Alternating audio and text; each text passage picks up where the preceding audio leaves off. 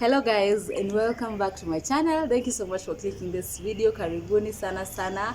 My name is Betty Kanta and I'll be hosting you for today's episode where we have an amazing guest in studio. So stay tuned, subscribe, share, like, comment and all those good stuff. So karibuni sana. Let's jump right into the video.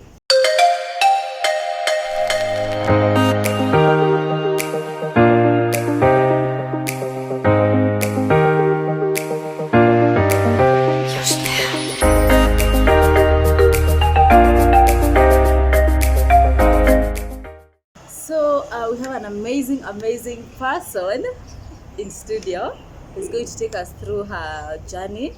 It's of course you've read the topic of this video and already you know what we're talking about. So karibu sana Charity. Thank you so much. You're much welcome and you look so beautiful. Thank you. The grace of God. Yeah. So I want us to start to dive right into your story. And we want to understand, like, first of all, before we even start, where was Charity born? Where were you raised? Yeah, you need to pay a small snippet of that. Oh, nice. Yes. First of all, thank you so much. Yeah. For, and being your guest is such an amazing thing. Yeah. So my name is Charity WAIRIMU. I was born and raised in Kiambu County. Yeah, where did you Kiambu? Kiambu. Okay. I was raised by one single mom. Oh yeah. A very beautiful mother. Yes. And I've schooled in one primary school that is called Green Cottage. Yes, Green Cottage Academy. And apparently the owner of the school just recently passed on. May his soul rest in peace. Oh, sorry for the family. Yeah.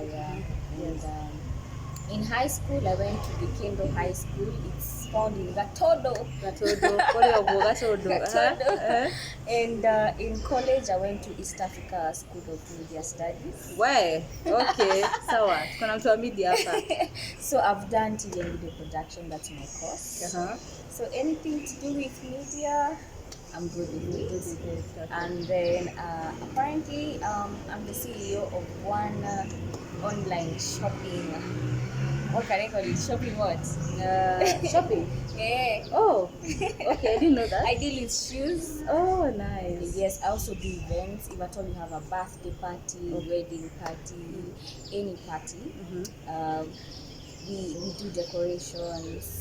We hire sounds, DJ, dancers, because I'm a professional dancer myself. Okay, yeah. Yes. By the way, if you need a dancer, she's here. That one I know for sure. Yeah. Representing a lip dance ministry. City Lighters. Yeah. And I'm so honored to be under the spiritual coverage of Pastor George and Pastor Pauline. Yeah. So that is just a snippet of who I am. Okay, so I want us to dive into the story. Yeah. So when were you diagnosed with the big disease? I know it's even scary to even say it right now. And right now we have at the end of the story there is a testimony, definitely. But we want to know, like, how was it? Like that moment. Take us to that moment where you felt like if it was your news and you didn't even know how to handle it, or how did you handle that? Yeah. And which year was that? Okay, so I was diagnosed with cancer at a very tender age. That was 9 years old. 9 years old? Wow. So that one should tell you anyone can have cancer. Yeah. And that was in 2002. But before 2002, I was falling sick. Like I was in and out of hospital. They used to treat me of things that were not the thing, yeah. So nilikuwa naenda hospitali, they could check my blood, they could check my urine, but they could say they are not seeing anything. Yeah. So they used to give me painkillers just to ease up the pain because I was in so much pain, and I used to like vomit every time, high fever, losing of weight. So they thought it was malaria, typhoid, the kawaida diseases. Yeah. Because you are small kids, so they don't want to accept. There's no, like, no one can even think that such a thing is happening. Yes. So the more they used to give me painkillers, the more they used to like lower my immune system. Oh yeah. So such that hiyo mwaka 2002, Yeah. like I couldn't hold it anymore. No. I fell into a coma one day, then I had to be rushed to Kenyatta National Hospital. Yeah.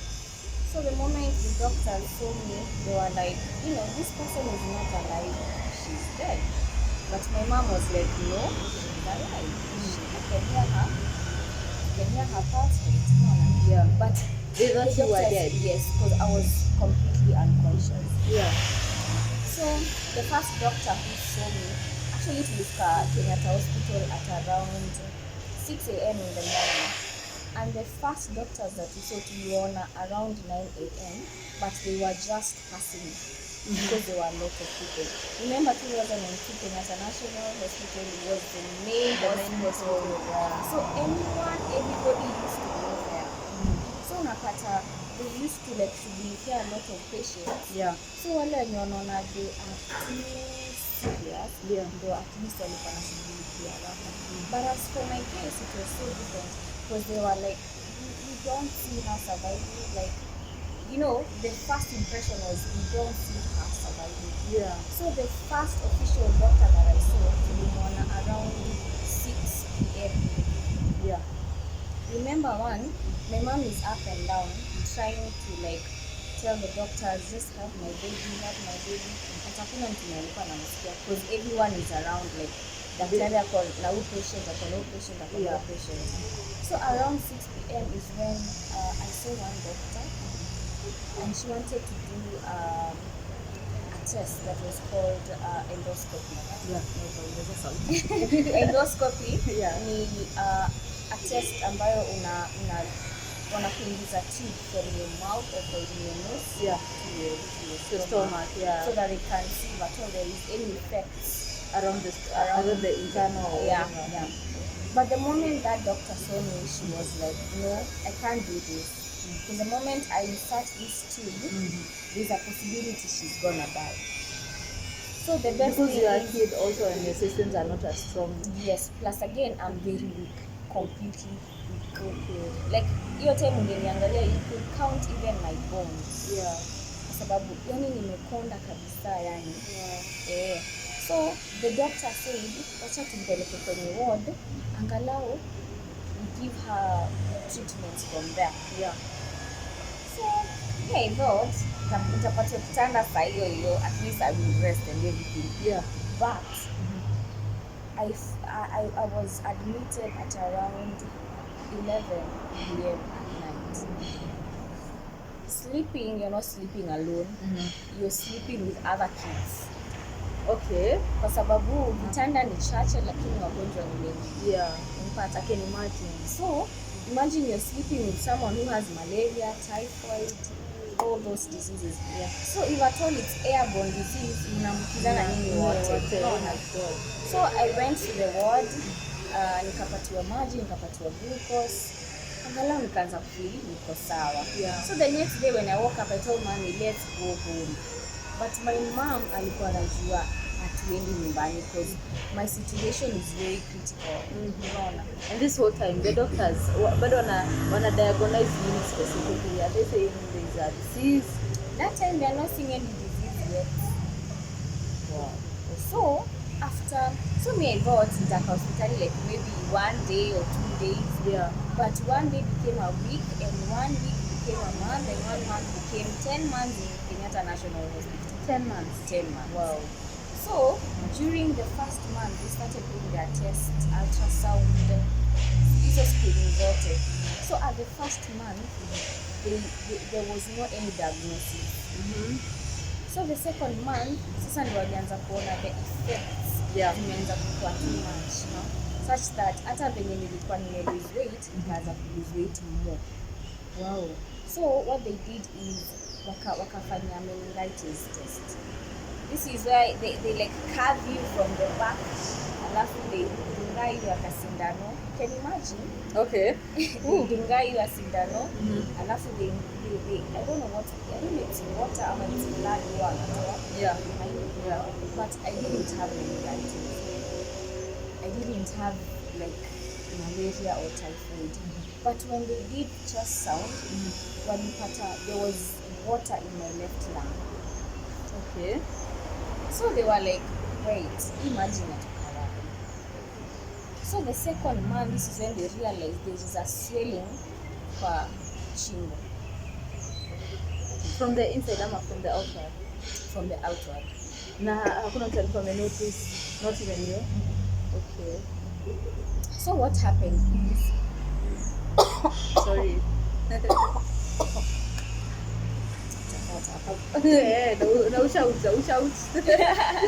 So so like that time,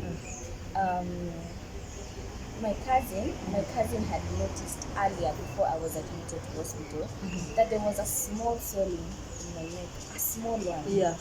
So alikuwa zileza hii inaweza kuwa tu ni pimple tu itapona ama itaisha. Yeah.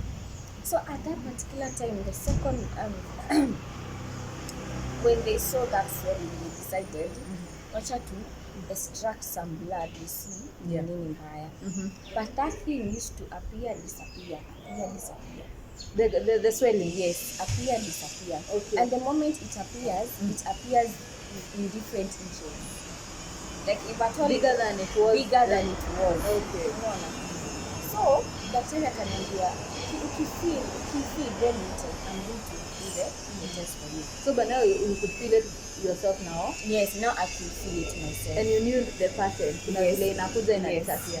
Now I knew the pattern. Yeah. But it will come unexpected. Okay. So they did biopsy. The moment they did biopsy, it was Hodgkin lymphoma stage 4. Yeah. So the result of the water that was in the lung, it was as a result of the swelling. For some of the cancer cells, they were growing unexpectedly in the body. So actually kama in the to other parts of the body. Okay. Which cancer was that? Of course, you have kidney cancer, you have we have different types of cancer. We have breast cancer, kidney, pancreatic. Yeah, we have lots of cancer. Yeah. But mine was Hodgkin lymphoma stage 4. Hodgkin? Yes, Hodgkin. Okay, what is it? Can you explain to us? Yes, I can. Yeah. So in our bodies we have different systems. We have the respiratory system that consists of the lungs, tracheas and all that. Yeah. We have the reproductive system, consists of the vagina or whatever and all that. The reproductive system. Yes. And then we have the lymphatic system. We have circulatory system that consists of the heart and all that. Yeah. So lymphatic system is one of the systems in our bodies that transport fluids in our bodies. Oh. And it has white and red blood cells. Okay. So the moment there's a blockage in the system, in the lymphatic system, cancer cells they tend to grow in a very abnormal way. Around the area when you start in a blockage. Yeah. Remember, in our bodies, we all have cancer cells. Yes. So the moment you feed cancer cells with what they want, they grow abnormally. But the moment you restrain your body from eating the things that those cancer cells do not want to feed on, then you're gonna remain healthy. Oh. That is why it is always advisable to eat meals that are healthy in your body, that are going to give you minerals, that are going to give you vitamins and all that. Okay. We live in a very delicate world right now. Yeah. Because we eat processed foods and processed all that. Food. Yeah. So the moment your blockage kwa lymphatic system inaleta hizo cancer cells inagrow. That's a wake up call. Yeah. So eating healthy is very important. It's very, very important. Kwa sababu what you eat is who you are. Yeah. Yes. Okay. Yeah. What you eat is who you are. Okay. If you eat junkies, that's who you are. That's who you are. You're gonna appear physically. Yeah. But the moment you eat healthy, you're gonna appear your body will physically. Yeah, it will thank you for that. So when they realized it was stage 4, actually the doctors were like, so what are we going to do? It was stage 4. We don't know whether to extract the water. And first. Stage 4 is it the worst? Is where the symptoms now start Now So we that, have. now that one is the worst. Now that one It is is the between, worst. it's between life and death because it Oh. is the last stage. You cancer. So that's when the doctors, they were so confused. Like, what are we going to do? Like, it's at the fourth stage. Yeah. Do we give her treatment? We wait for her to die, or we just try our level best and see what is going to come up? So one of the doctors said she's gonna use treatments for the rest of her life, even if she's going to live for 100 years. Atatumia hizo dawa for the rest of her And they will life. sustain you. And well, they had that mentality of Okay, they yeah. will itani sustain. Unaona? Okay. So one of the doctors, the moment aliona kuna hiyo maji, me, I just told him jokingly, "Wewe doki, at 9 years," I told the doctor, sasa sifanyiwi doki. Since I can see my neighbor is going through the same thing, like unamtoa maji and the way it is painful, me, I don't want to go through that. Seeing the whole thing, so just do this. You just do the test after 1 week. Alafu tuone kama hiyo maji iko bado. So were you at that age, at the age of 9? I'm trying to imagine like you didn't have like the whole glimpse of what this, even the sickness itself is not that serious in your head. I feel like your mom is the one who's going through the most. Yes. But now you have the courage to tell Doki, postpone the test and all that. Yes. How was your mind like? Ulikuwa unafilaje? Well, at that particular point, I used to see my friends in the hospital. So most of them, they used to go through a lot.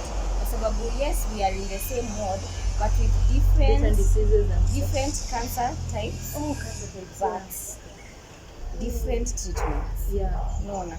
So like huo ambaye alikuwa na maji kwenye lungs, now that one is a different treatment. Okay. The other people walikuwa wameswell kwa meno, kuna wengine walikuwa wameswell hadi kwa macho. So it is different treatments for different cancer types. Okay. So myself, the moment I saw my friends, they were dying every now and then. They could die. They could die. Most of them ningewaona. Namka asubuhi unapata beshte yako amepasi. Yes, most of them I could see them when they are already wrapped up with those vessels, ready to go to the morgue. So it was very, very traumatizing for me, and it reached a point whereby I had given up with myself. Like, you knew this was. I knew very well I'm not going to survive, because if at all my friends are not surviving, then who am I? Yeah. You see, so it was a two-way. Whether ningeishi ama ningekufa, I think it was okay with me, because actually, yes, my mom was going through a lot, but me, I think I was going through the most painful, process. Sababu even the process of treatment and all that. Yeah. Even when they were doing, actually they did bone marrow for me. Bone marrow was very, very painful. Like, they extract some liquid from your bone. Your bone. Okay. So the treatment itself, you're looking at my mom, somehow kuna ile time alikuwa na give up na nini, and you're like, sasa God, the best thing is siombe hii mzigo Mamangu atakuumia, unaona? Yeah, and the finances and all that. The finances, actually, we were so drained. Kwa sababu unapata every day watakukauntia kitanda, treatment, hizo vitu zote. And remember, cancer treatment is not cheap. It's not cheap. It is not cheap. Yeah. So you can imagine, like, you're paying maybe a bed one day, unalipa kitanda 500. So how much did you pay For 10 months? 10 months. Yeah. Can you imagine? It's a lot. Plus you've not counted even the treatment. Yeah. You've not counted The food. medicine. You've not counted the medicine. You've not counted, I need to eat fruits. I need people to come and visit me. Yeah. So that at least I can feel there is a family that is closer to me. Yeah. So this whole time, okay, no, at 9 years old, you didn't even know about God, did you? Like, your faith, how was your faith? Surprisingly. Yeah, you knew God. Surprisingly, I knew God. I've been brought up in a background whereby my mom has raised me in a spiritual way. Yeah. But even if I knew God, What is I didn't know how to activate my faith. at that point? At Yeah. that point, I didn't know how to activate my faith. So actually, what I used to do is I used to go and preach to people for Preaching. what. Imagine Okay. the only thing that I could tell them is just trust in God. Yeah. He's going to heal you. He's going to do blah blah blah. And then you see the people that you're preaching to. The next minute they are not They're there. dead, and you're there thinking. And I'm just there. I'm like, so God, sasa napicha watu wenye wanakufa. The best thing to ninyamaze basi. Unaona? So that actually it was a lot for me. It was Yeah. a lot. At the moment, actually, the moment now I told the doctor, you know what? Fanya hii test after 1 week, alafu tuone. Alifanya after 1 week, and guess what? There was no water in my body. It disappear. Disappeared. Just like that. Just like that. Wow. So, Charity, Yes, you told me that you told the doctor. The doctor ukwambia the doctor postpone the test to 1 week. Yes. And then what happens?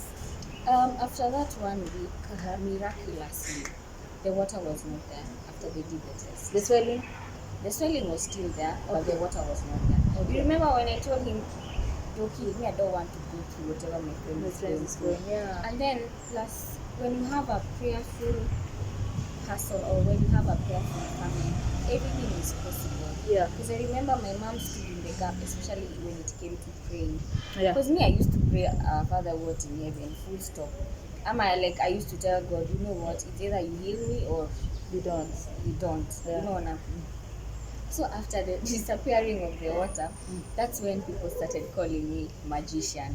Oh, okay. Now Because I became famous with that because people are like, how can we do a test and the water is not there? a 1 week later. 1 week later, you see, you know the Bible says that life and death is in our tongues. Yeah. So the moment you decree life, it comes out to be comes life. to, yeah. But the moment you yourself you feel you're giving up on life, you're giving up on yourself, Yeah. that is the outcome that we're going to get. Yeah. So I think that thing nilianza kupractice nikiwa mdogo. So I have a question. I want to know, like, do you think that, of course, you've mentioned about you are preaching to people in the word. So do you think that that was part of the reason why God healed you?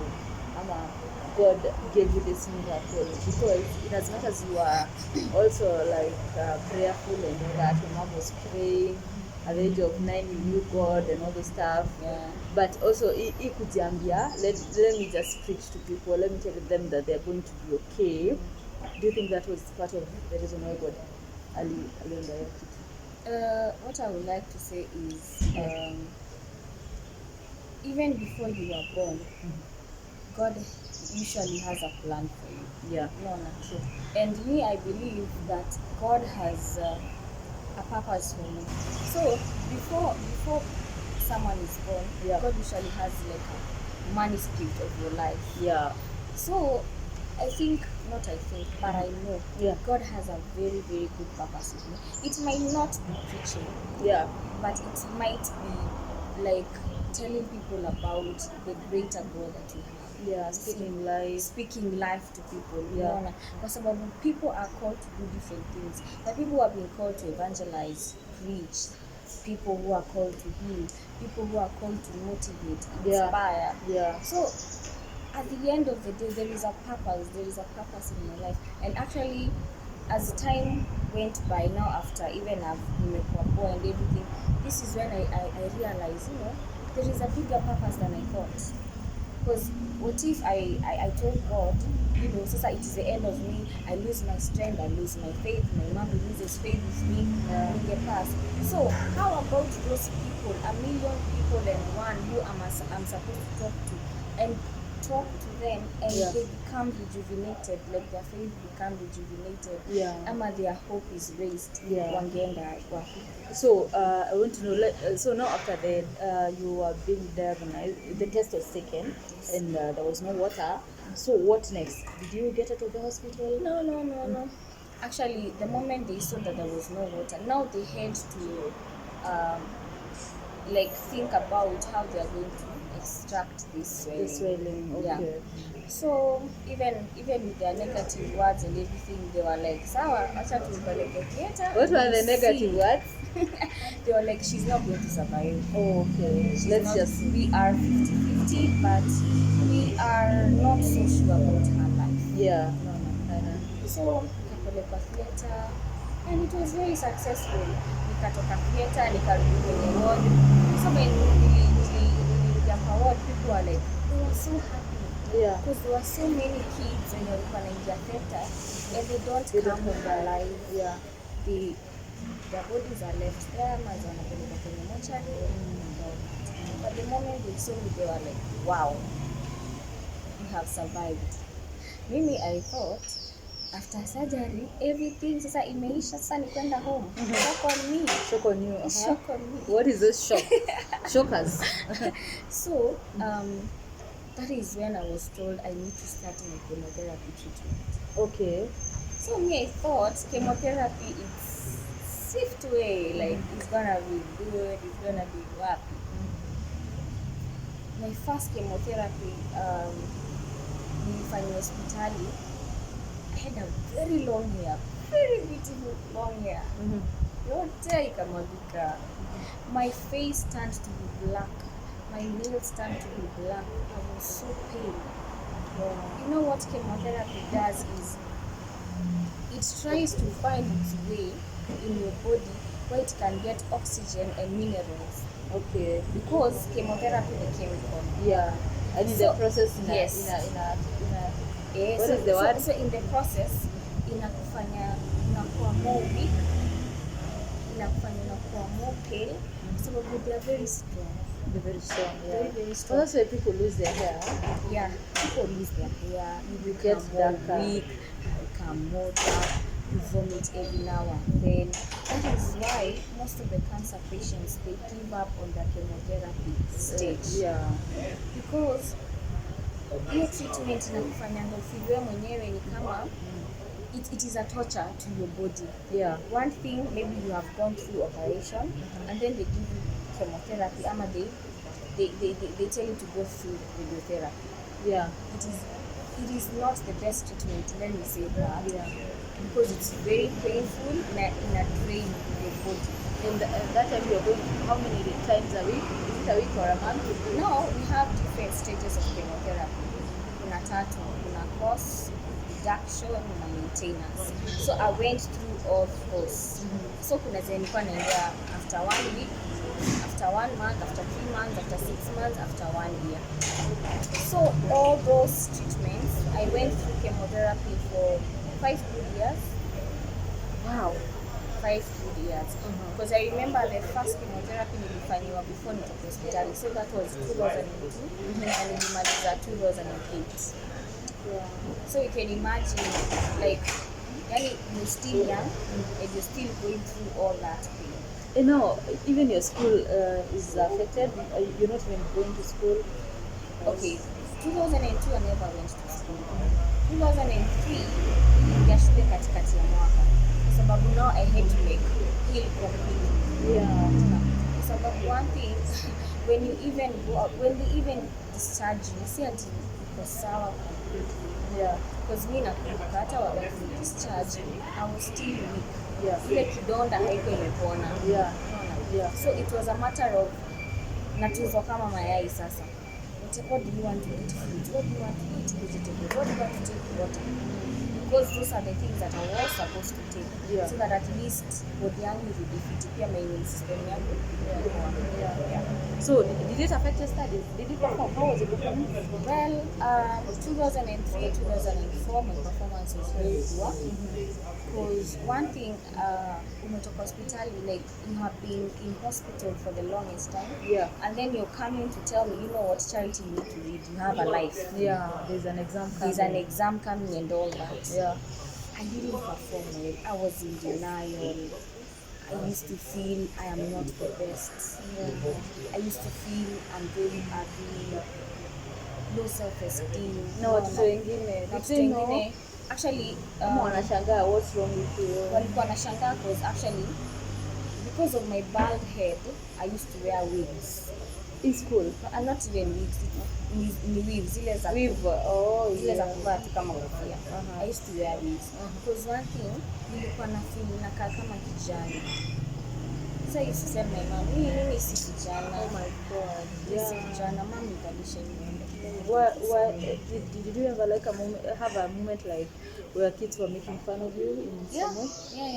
Yeah. They used to make fun of me, especially when tukiwa kwa parade. Yeah. Like there's one time that I cried a lot. Like in the parade, alafu someone from nowhere akuja kavuta ile wig. What? So unaona, like nilibaki tu like I cried. I even told my teacher, you know what, I'm not going to do this time. Let me just. But the teachers were supportive? Yeah, the teachers were so supportive, and they really understood the process. Because I remember at an hospital they used to come and check up on me, even though some of them they were like, I don't think she's going to survive. So some of them walikuja two once because it was so hurting. I can imagine. It's different for a kid. Those things. I'm not saying it's okay for an adult, but for a kid, you are like, what did they even do to deserve this? They're so young. They have not even experienced life. You cannot say it is their bad eating habits and stuff like that. It just happens. Now, when you in the beginning of this video, that it can happen to anyone. It's not about your eating habits. It's not about your lifestyle. It's not about your genetics and stuff like that. Because we label people in all these categories. But at the end of the day, it can happen to anyone. Yeah, because I remember even the doctors when they did the test, they were like, this is a generational thing. But when I look at my generational, like my background, kuna mtu yote mwenye alikuwa na cancer. No one. So this one should tell you one thing. Do not follow the words of doctors to the latter. Until when a doctor tells you, you're not going to survive.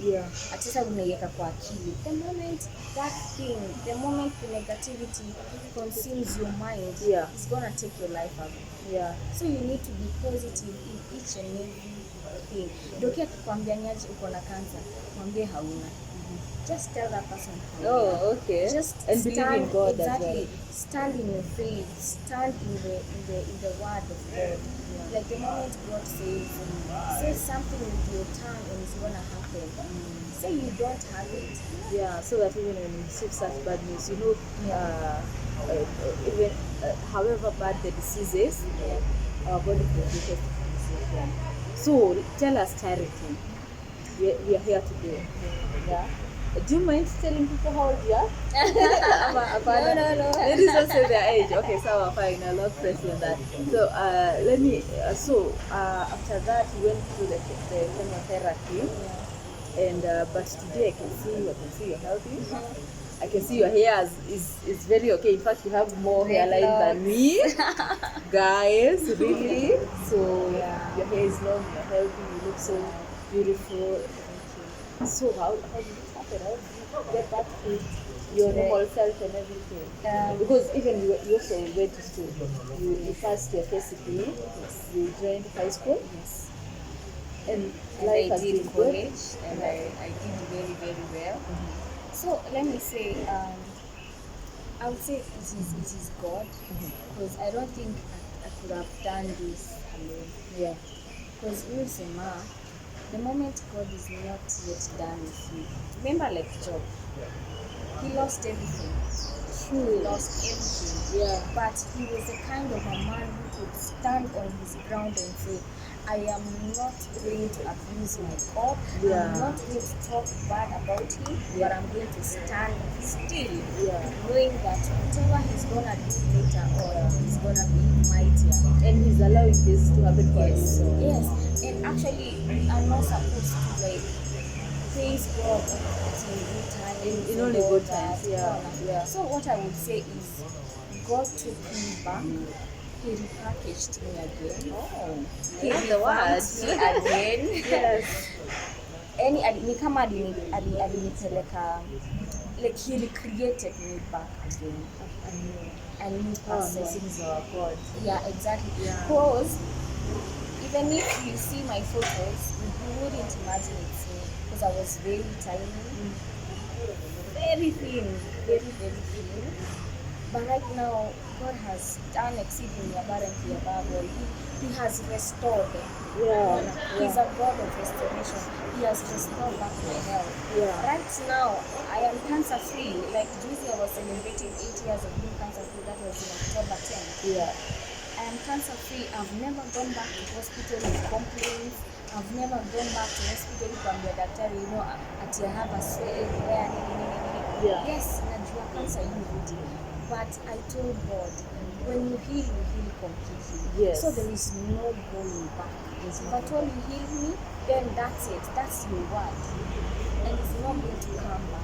Yeah. So the moment you have that particular faith, God is going to stand with that word, and He's not a God that can let you down. He will not let you down. So basically, He's a God that follows His word. He follows His word. Kwa Yeah. sababu anasemanga in the book of Isaiah 55:11, Yeah. that His word will never go empty. True. Haiwezi go empty. So it has been a long journey for me. Even with my social life, with my family and friends, it has been a very difficult journey. Yeah. But again, I've kept my hope, my trust in God, and He has shown me the way. Like He has been so faithful to me. Yeah. And yani kuna vitu zingine hata I can't even know how to even express myself to Him, because He has done a lot. He's done a lot. So right now, what are you doing? Maybe do you have like forums? Do you have organizations? You told us you studied media, right? Yeah. So do you have like places where organizations, music forums where you encourage people, where you speak to people about things like that? Yeah. So before COVID came, Yeah.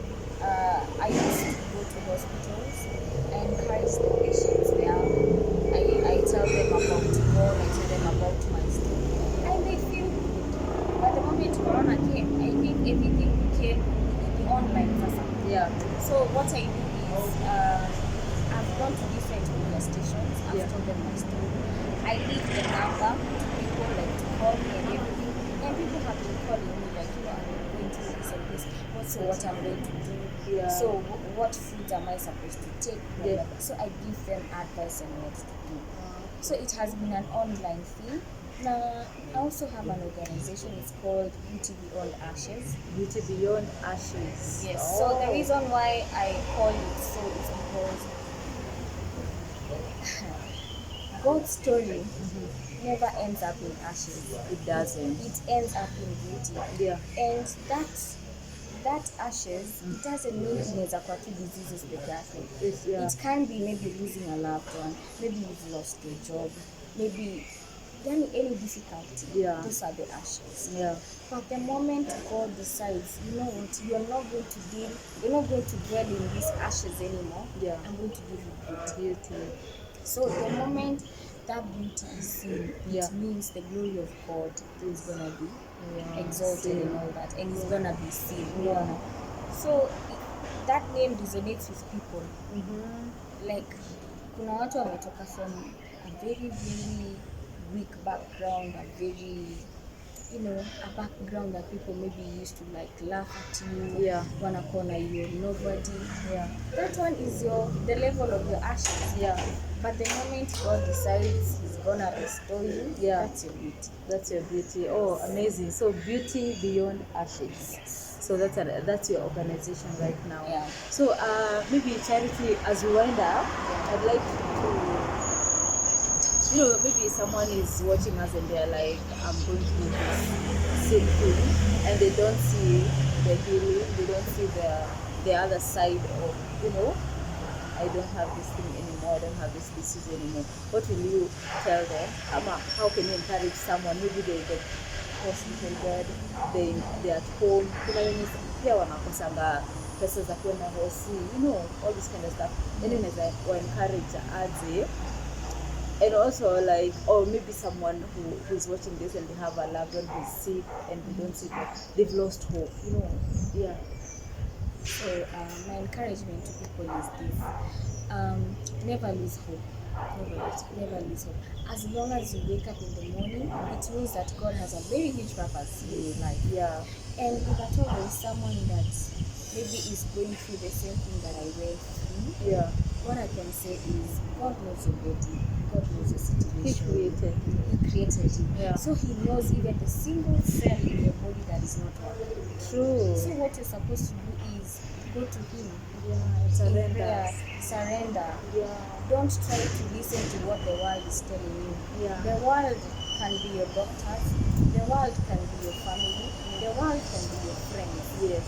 What about that person who is above you, the person who created you? Yeah. What is he telling you about your situation? Exactly. Yeah. So what I would like to say is, shut down the noises of the world and listen to one voice that is greater than every other voice in this world, and that is the voice of God.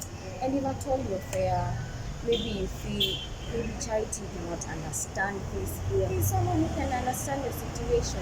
We are all human beings.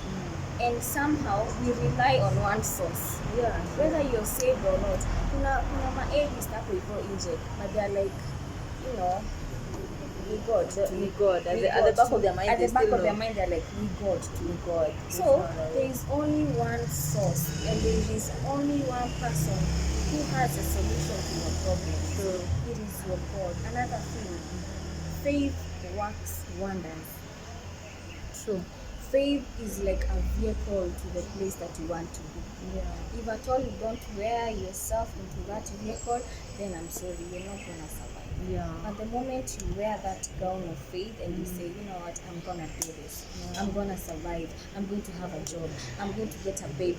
Because let me say, barrenness doesn't only happen physically, but also happens spiritually. So many things. It can also happen spiritually. So what you need to do is activate your spiritual life, and boom, your physical life becomes something else. Nice. Our God is a little fire. See how He's made you beautiful. Thank you. Me, the way when I heard your story, I couldn't even believe it. But see God. See God. So thank you so much for sharing your story with us. I don't even have words. Like, I don't even know how to even. But I'm just thankful to God, and I'm also privileged to be able to know you even on a personal level. But also thank God for this journey. There's a lot happening in this world, but when we hear such testimonies, we know that God is still moving. We know that God is still working amidst us. In as much as we're in the middle of a pandemic, we are in the middle of so much going on, we can have people testifying and saying, you know what, God did this for me. So thank you so much. I would like to say this. As you see me here, I'm a project that God has taken forth. Like he's dealing with me in different dimensions. Like in that journey of cancer, I lost friends. Like in that hospital that I was in, I was the only one who survived. This is to tell you that cancer is not a death sentence. It is not a death sentence. It's all in the mind. If you let the negativity of doctors consume your mind, then that's when people lose. You lose your power. You have to gain your power too. Exactly. So if you want to reach out to me, whether for motivation, inspiration, you want me to come to your chamas or talk to you about this story, to come to organizations to encourage people, you want me to come to that hospital and encourage you, you can reach out to me through 0716545272. I repeat. I will write it down. 0716545272. And also you can check out my personal account, that is Charity WAIRIMU, both on Facebook and Instagram. And also for my organization, it's Beauty Beyond Ashes in Instagram and Facebook. And God is gonna bless you. Thank you so much, and God bless you so much. May you continue showing more love, showing more support to you, and revealing Himself more to you. And yeah, we end up there. And thank you so much, guys, for watching us to the very, very, very end. I hope that this video has inspired you, has encouraged you in a place, maybe you are in a dark place. This has spoken to you in one way or another. If you have any comments, please let us know down below in the comment section. Maybe you're going through something, you want us to pray for you. Yeah, we'll do that in the comment section. But as for now, I will see you in our next video. Bye.